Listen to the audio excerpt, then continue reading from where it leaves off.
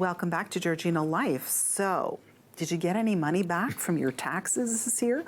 Or possibly do you owe any money, which is always a bad thing? Yes, I know. You know what?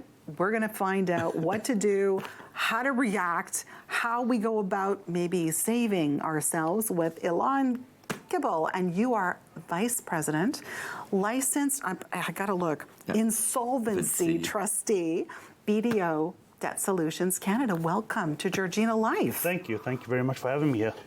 So great to have you here, because this is information that I think everybody needs to know, because everybody either got a return, maybe forgot to do their returns, or maybe even owes some money. So this is good. We need this information. It is, because I think, you get your taxes done and you find out that you owe money, and that's money you don't have. Yeah. So what are the next steps? What do you do? Because the last thing you want is RevCan running after you. So the thing I always say to people is communication.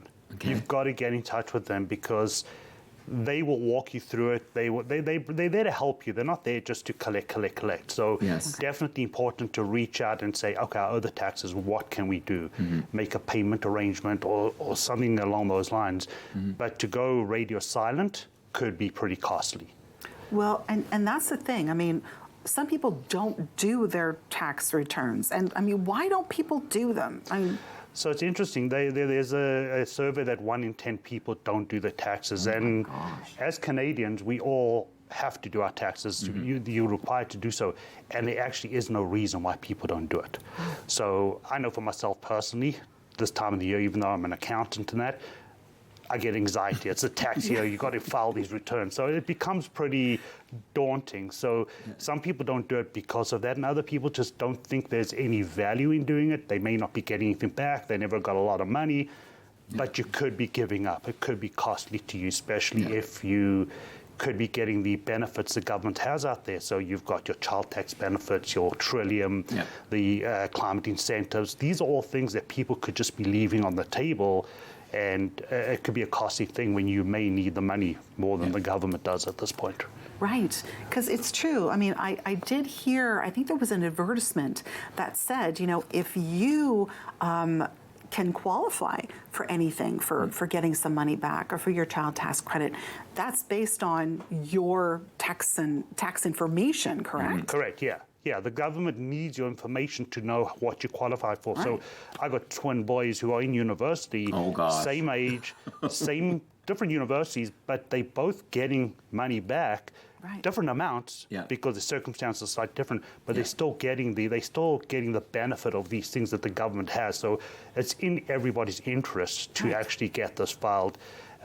Especially if you're going to be qualifying, and we know things are getting more and more expensive today. Yes. Yeah. So it's definitely in people's interest to do that. And really to work with someone like BDO, because I know we have a guy who's been doing our taxes for years, and the Trillium and all of those. I had absolutely no idea. Yeah, no. I mean, and I've declared bankruptcy back in my misspent youth, so I've had all of that fear.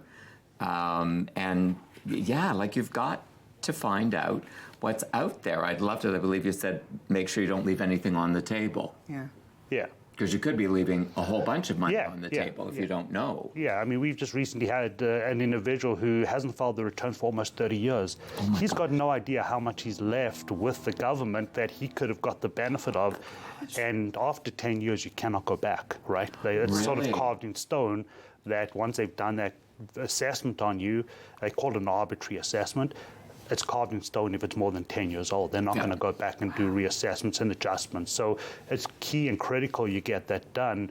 And as Canadians, we sort of have a duty to file our returns. And it's not an issue if you file a return and owe, but it's more of an issue if you just don't file your return, right? So if you owe, there's always options. So once again, talking to the CRA, making payment arrangements.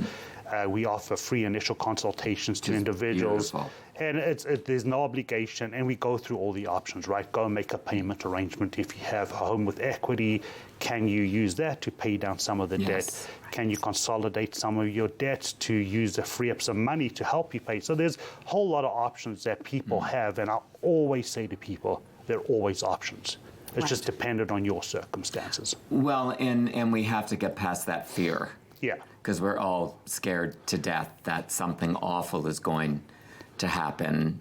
And no, it is finding someone who will share with you the steps and make you feel better about what you have imagined is going to happen to you that in fact won't. Yeah, and the one myth that people believe there is, if you owe CRA money, there's nothing you can do other than having to pay it back. Yes. Which is not the case. So whereas licensed insolvency trustees are the only ones federally licensed by the government to help people with all their debt. Yeah. And we include all debts. Certain debts would survive, but CRAs definitely, or income taxes, HST, those debts definitely get included and can be eliminated through a proposal or a bankruptcy. Yes. Yeah. So it's a key thing to reach out and speak to people and get the information, especially if it's free, right? It's not costing you anything. Well, and that's what saved me. I was very fortunate. I had a friend who was an estates administrator. Yeah. So I got that information, but I remember that oh my goodness, they're going to garnish my wages, and I'm never going to have another credit card, which I didn't need to have another credit card. But it is that, and that's what I love about these conversations, because it really does not alleviate that fear, because that fear is always going to be there until it's all wrapped up and we know what's actually happening. But to understand you're not alone. Yeah, and I met with a lady last week, and same fear. I don't want to do bankruptcy. I don't want to do a proposal. It's negative. And I said to her, I said, look around this place. We were in a coffee shop. I said, can you tell me if anybody sitting around just done a bankruptcy proposal before? Yes. Right. You got no idea. Yes. I'm sitting on a couch with you. I would never have known you had done one, right? And it's not written on your face, hey, I went bankrupt. And unless you're the one telling people, no one else is going to know. Yes. No. So it's all a mental fear. It's in our heads, right, as opposed to the reality of, oh, he's gone bankrupt, he hasn't, she's gone bankrupt. So it's just getting over that little hurdle and being comfortable with the person you're meeting with.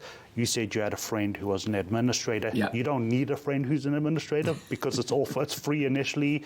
But it's obviously helpful when you got somebody you can talk to and open up about it. So I think it's becoming less stigmatized, but there's still that stigmatism of everybody's going to know, right? And that's not the case. Right. And people are afraid, if they go to see somebody, is that person going to judge me, right? Are they going to look at me differently because I feel terrible, I have so much guilt. And that's something that, BDO, if someone goes to see you to talk about that, there's no judgment involved.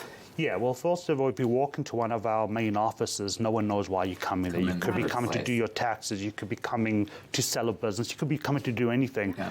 When you meet with us there is no judgment. We're not there to say, oh, why did you spend so much money on credit cards, or why haven't you filed your taxes? We're there to really, really help you and help people understand there are these options. Yes. It's not as daunting as you feel it is.